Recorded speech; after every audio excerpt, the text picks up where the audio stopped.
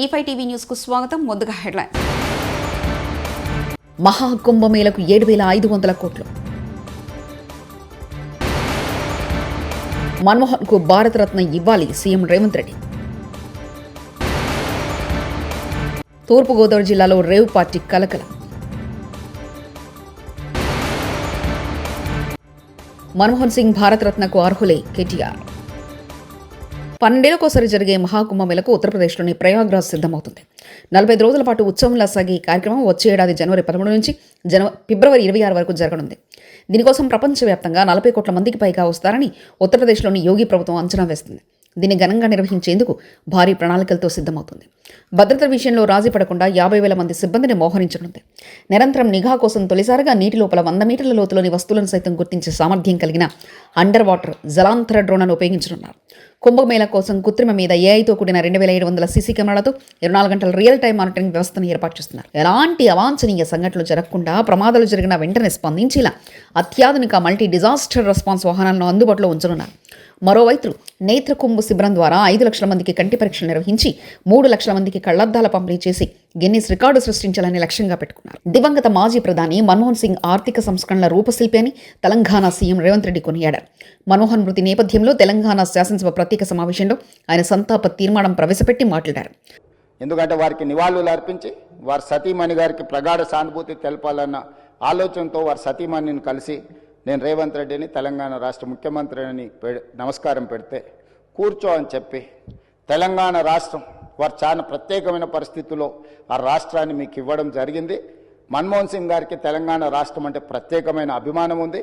ఆ రాష్ట్రాన్ని మీరు కష్టపడి అభివృద్ధి పదం వైపు నడిపించండి, మన్మోహన్ సింగ్ గారి ఆశీస్సులు మీకు ఉంటాయి అని చెప్పి వారి సతీమణి చెప్పినప్పుడు స్పష్టంగా కుటుంబం మొత్తం తెలంగాణ ప్రజలకు అండగా నిలబడుతుందని నాకు అనిపించింది. అధ్యక్ష, తెల్లవారి ఏఐసిసి ఆఫీస్ నుంచి వారి శివయాత్రకు బయలుదేరడానికి అన్ని ఏర్పాట్లు చేసినప్పుడు వారి వాహనంలో కూర్చోవడానికి నన్ను ముందుకు పిలిస్తే నేను అక్కడికి వెళ్ళి నించున్నాను.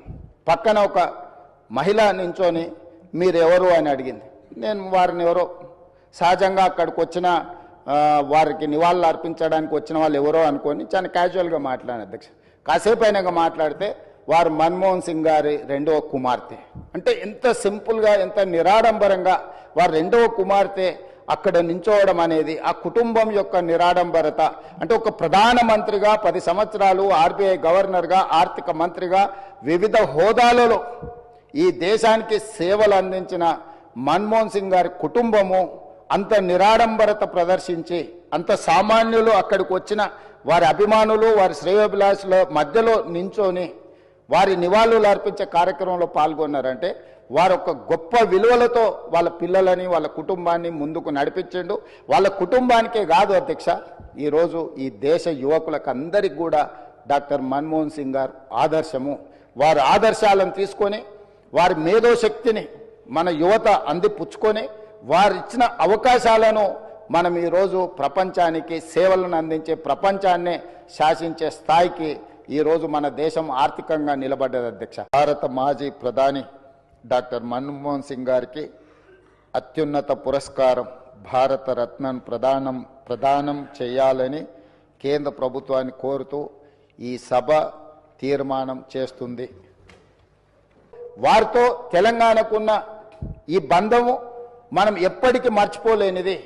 కాబట్టి ఈరోజు తమరి అనుమతితోటి ఫైనాన్షియల్ డిస్ట్రిక్ట్లో ఒక మంచి ప్లేస్లో డాక్టర్ మన్మోహన్ సింగ్ గారి విగ్రహావిష్కరణ చేసుకోవడం ద్వారా శాశ్వతంగా మనము వారి వర్ధంతులు జయంతులు వారి జ్ఞాపకాలు శాశ్వతంగా తెలంగాణ ప్రజల గుండెల్లో పదిలమై ఉండే విధంగా ఇంకేదైనా సలహా సూచనలు ఎవరైనా ఇచ్చినా కూడా ఒక మంచి ప్రాంతంలో మాజీ ప్రధానమంత్రి డాక్టర్ మన్మోహన్ సింగ్ గారి విగ్రహాన్ని ప్రజలందరూ గుర్తుపెట్టుకునే విధంగా ప్రజలందరూ వారిని స్ఫూర్తి తీసుకునే విధంగా ఎక్కువగా ప్రజలు ఎక్కడైతే మమేకమవుతుంటారో కలుస్తుంటారో ఆ ప్రాంతంలో డాక్టర్ మన్మోహన్ సింగ్ గారి విగ్రహం ఉంటే మనందరికీ స్ఫూర్తి నింపిన వాడవుతారు. కాబట్టి ఈ సభలో ఒక నిర్ణయం తీసుకొని ఏ ప్రాంతంలో ఎక్కడ పెడితే బాగుంటుందో మనం తర్వాత అయినా చర్చించుకుందాం. కాకపోతే తెలంగాణ గడ్డ మీద డాక్టర్ మన్మోహన్ సింగ్ గారి విగ్రహం పెట్టుకోవడం అనేది సముచితమైన నిర్ణయం అని నేను భావిస్తున్నా. దానికి కూడా ఈ సభ ద్వారా ఆమోదం తెలపాల్సిందిగా సభ్యులందరినీ కోరుకుంటూ మీ దగ్గర సెలవు తీసుకుంటున్నాను అధ్యక్ష. ధన్యవాదాలు. ప్రధాని మన్మోహన్ సింగ్ గారు 33 సంవత్సరాల పెద్దల సభలో ఉన్నారు. శాసనమండలిలో కూడా సంతాప తీర్మానం పెట్టి నివాళులర్పిస్తే బాగుండేదంటూ హరీష్ రావు వ్యాఖ్యానించారు. మన్మోహన్ సింగ్ గారు పెద్దల సభలో ఆయన 33 సంవత్సరాలు పెద్దల సభలో పనిచేశారు. ఈరోజు మన రాష్ట్రంలో కూడా పెద్దల సభలో వారికి నివాళులు అర్పించుంటే మరింత సముచితంగా ఉండేది. ఎమ్మెల్సీలు చాలామంది కూడా అడుగుతున్నారు, ఎందుకు మన్మోహన్ సింగ్ గారి సంతాప తీర్మానాన్ని శాసన మండలిలో పెట్టలేదు అనేటువంటి విషయాన్ని వాళ్ళు కూడా అడుగుతూ ఉన్నారు. మరి శాసనసభ పెట్టినప్పుడు శాసన మండలిలో కూడా పెట్టి వారికి నివాళులు అర్పించుంటే మరింత బాగుండేది. దాన్ని వారు గమనంలో తీసుకుంటారని చెప్పి భావిస్తున్నాను.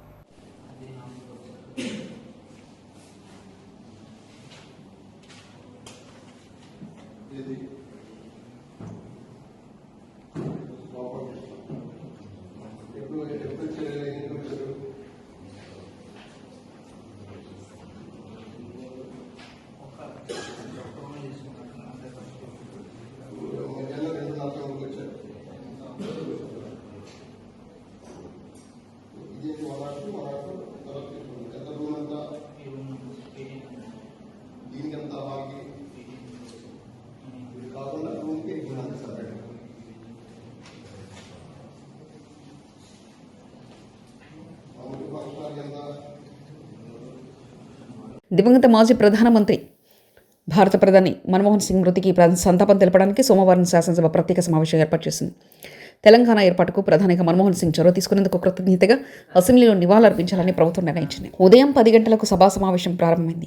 శాసనసభ మన్మోహన్ సింగ్కు నివాళులర్పించింది. ఈ సందర్భంగా బీఆర్ఎస్ వర్కింగ్ ప్రెసిడెంట్ మాజీ మంత్రి కేటీఆర్ మాట్లాడుతూ సీఎం రేవంత్ రెడ్డి ప్రవేశపెట్టిన తీర్మానానికి మద్దతిస్తున్నామని అన్నారు. మన్మోహన్కు భారతరత్న ప్రతిపాదికను తమ సంపూర్ణ మద్దతు ఉంటుందన్నారు. భారతరత్న పురస్కారానికి మన్మోహన్ పూర్తిగా అర్హులని కేటీఆర్ అన్నారు. మన్మోహన్ సింగ్ ప్రధానమంత్రిగా ఉన్న కాలంలో కేసీఆర్ కేంద్ర మంత్రిగా పనిచేశారని కేటీఆర్ తెలిపారు. 2024లో కాంగ్రెస్ పార్టీతో పొత్తు పెట్టుకుని ఎన్నికలు గెలిచిన తర్వాత కేబినెట్లోకి భాగస్వామ్య పక్షాలను కూడా ఆహ్వానించారన్నారు. ప్రతిపాదనను పూర్తి స్థాయిలో ఏకీభావం తెలియజేస్తా ఉన్నాం అధ్యక్ష. థ్యాంక్ యూ అధ్యక్ష.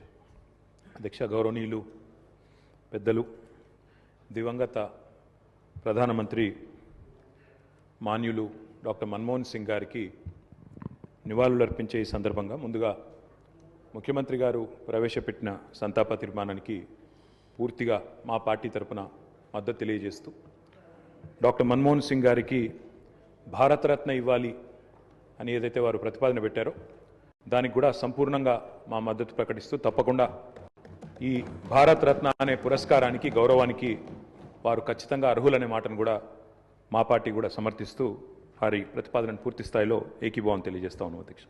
శ్రీహరికోట రాకెట్ ప్రయోగ కేంద్రం నుంచి ఈరోజు సోమవారం రాత్రి 9:58 PSLV 60 రాకెట్ల ప్రయోగానికి సర్వం సిద్ధమైంది.